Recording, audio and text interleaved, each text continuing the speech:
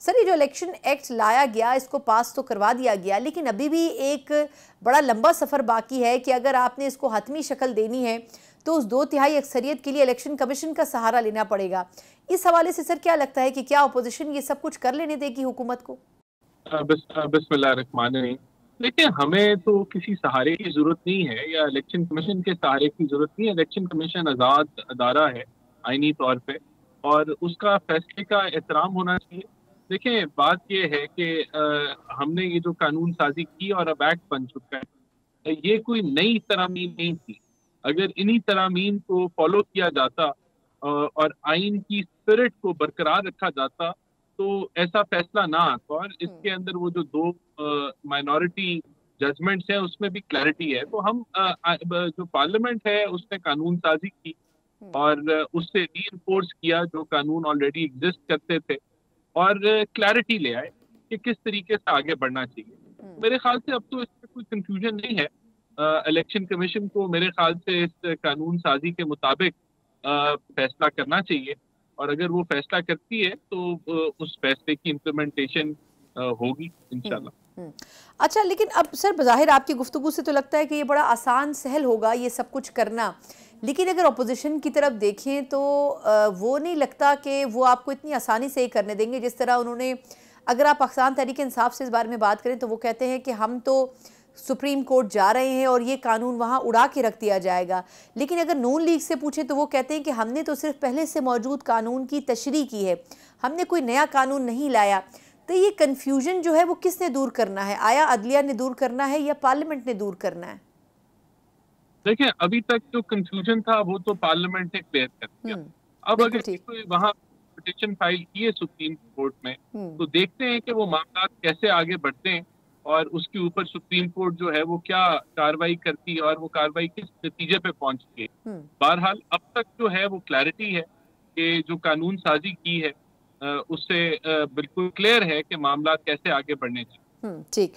अच्छा, ये भी बताइएगा सर कि अगर तो 2/3 अक्सरियत हुकूमत को मिल जाती है तो उसके बाद आप फर्दर क्या करेंगे? इस बिल को अप्लाई तो करने की कोशिश की जाएगी, लेकिन क्या आइन में अमेंडमेंट की जाएगी? ऐसी कोई गुफ्तगू भी ज़ेर बहस आ रही है क्या हुकूमत के अंदर? देखिए, ऐसा कि हम तैयारी में नहीं बैठे कि 2/3 आएगी हम फौरन कुछ कर देंगे।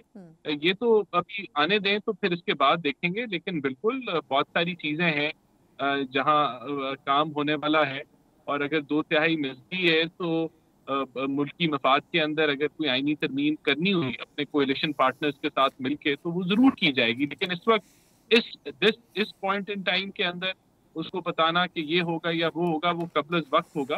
अभी तो ये चीजें नहीं हुई। अगर हुई तो बिल्कुल हो सकता है कि कोएलिशन के साथ, कंसेंसस के साथ चीजें जो हैं वो आईनी तरामीम की आगे बढ़ाई। बिल्कुल ठीक। अच्छा, ये फरमाएगा सर कि कल एक और हम बड़ी डेवलपमेंट रही, लेफ्टिनेंट जनरल रिटायर फैज़ हमीद साहब की गिरफ्तारी, फिर उनका कोर्ट मार्शल। उसके बाद बड़ी खबरें आती रहीं कि केस तो वो टॉप सिटी के हवाले से था जिसमें उनकी गिरफ्तारी अमल में लाई गई है, लेकिन कुछ सहाफ़ियों की राय ये थी कि वो कुछ और दीगर अवामिल में भी शामिल हो चुके थे, जैसे 9 मई का वाक़या हो, सहाफ़ियों के हवाले से खबरें रही हों, या दीगर जमातों में इंटरफेरेंस के हवाले से हो जिसमें पाकिस्तान तहरीक इंसाफ भी शामिल है। सर, आपके ख्याल में क्या वाकई इसको इतना कॉम्प्लिकेट किया जा सकता है? क्योंकि एक एहतसाब का अमल तो फ़ौज ने शुरू किया है, लेकिन अगर ये 9 मई वाली बात सही साबित होती है तो उस पर क्या रिएक्शन होगा आपकी जमात का? पार्टी के अंदर ये ट्रेडिशन रहा है और उन्होंने बर वक्त चीज़ों के ऊपर नोटिस दे के मामला चलाए। 9 मई के अंदर भी बहुत सारे ऑफिसर्स की अकाउंटेबिलिटी हुई और फिर उनको मुख्तलिफ जो है वो ग्रेड्स की जो है वो कह लें कि सजाएं दी गई। तो अभी भी देखें जो मामला है वो खाली एक प्रॉपर्टी रियल एस्टेट वाले जो ओनर्स हैं उनके साथ का नहीं है। उसके अलावा भी जो उनका कॉन्डक्ट था जो कि अगेंस्ट था आर्मी एक्ट का हिस्सा, कि आप सियासी एक्टिविटीज में आप नहीं हिस्सा ले सकते आफ्टर रिटायरमेंट, और बिल्कुल ये खबरें हैं कि वो सियासी एक्टिविटी में हिस्सा लेते रहे। लेकिन ये तो मिलिट्री कोड और मिलिट्री जो है वो उस तरीके से गवर्नमेंट उसमें कोई इन्वॉल्व नहीं होती, जिनका अपना इंटरनल जो है वो मामलात हैं। तो देखें ये किस तरह बढ़ते हैं।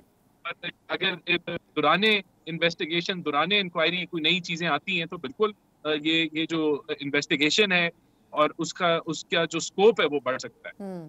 अच्छा, इस हवाले से आखिरी सवाल से, आपको लगता है कि ये जो गिरफ्तारी है और उसके बाद उनके खिलाफ कार्रवाई है, इससे फ़ौज के अंदर जो एक खुद एहतसाबी का अमल है वो पैगाम भी दिया गया है, तो ये पैगाम पाकिस्तानियों को भी दिया गया है, ये पैगाम हुकूमत को भी, अपोजिशन की जमातों को भी दिया गया है कि जब हम अपना एहतसाब कर सकते हैं तो फिर बाकियों को भी करना होगा और बाकियों का भी होगा। आपके ख्याल में ये कितना इंपॉर्टेंट मैसेज है? देखिए, ये तो बड़ा एक अफसोसनाक अमल है कि जो सिविल साइड है, उधर जो जुडिशरी है, वहाँ अगर किसी के साथ कोई मसला हो जाए तो उसके बेटे नहीं पोतों तक जो है वो अदालती मामला चलते रहते हैं और लोगों को इंसाफ नहीं मिलता। तो यही एक बहुत बड़ा फेलियर है और पाकिस्तान जिस हालत में आज मौजूद है उसकी एक बड़ी जिम्मेदारी इस निज़ाम को जाती है। और इस निज़ाम की जब मैं बात करता हूँ तो इसमें पुलिस, प्रोसिक्यूशन और जुडिशल सिस्टम जो है सबका फेलियर है। जो भी गवर्नमेंट्स हैं वो भी जिम्मेदार इसमें होती हैं। और देखें, अगर 9 मई के वाकयात हुए तो क्या एक भी ऐसा आदमी नहीं मौजूद था जो आइडेंटिफाई हुए हो किसी वीडियो पे और या और दीगर जो एविडेंस मौजूद है और उसको सजा हो?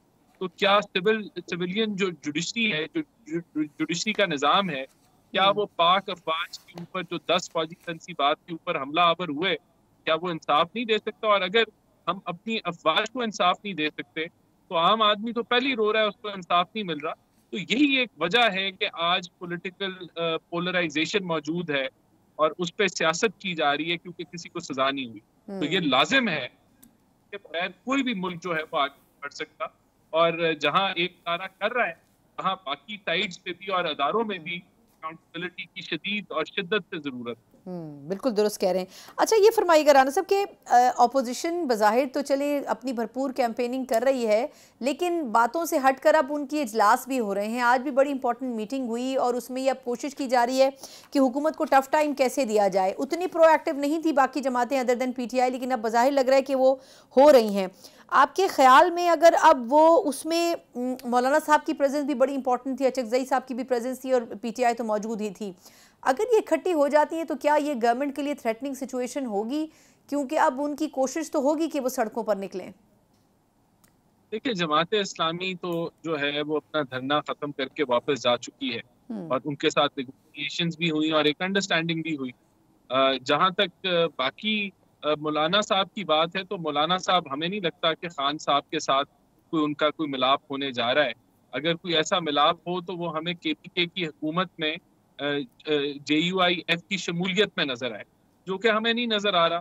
तो पीछे बची PTI तो खुद टूट फूट का शिकार है और वो कोई इतना कोई स्ट्रीट पावर के लिहाज से कोई बड़ी थ्रेट नहीं है। तो मैं नहीं समझता कि बड़ी कोई अलायंस जो है ऑपोजिशन साइड के ऊपर होने जा रही है जो हुकूमत के लिए कोई बड़ी खतरनाक साबित। यानी आपको लगता है कि उससे कोई ज्यादा फर्क नहीं पड़ने वाला इस वक्त की हुकूमत को?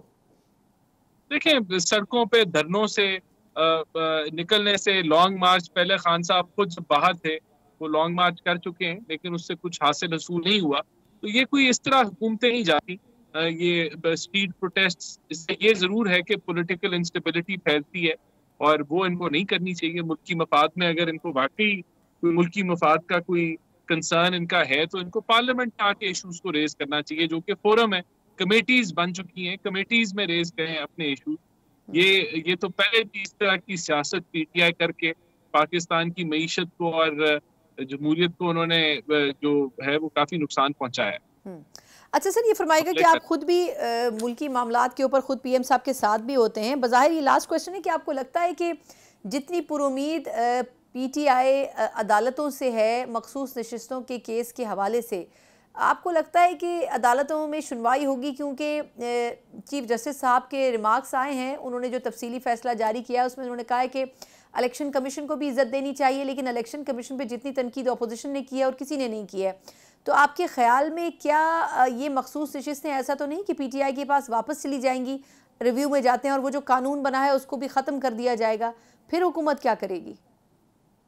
देखें, ये बड़ा क्लियर है कि अगर इन्होंने रिव्यू में जाना है तो आर्टिकल 106, 51 और 63 को सस्पेंड करना पड़ेगा आपको, और ये तो आइन को रीराइट करने के मुतरादिफ है।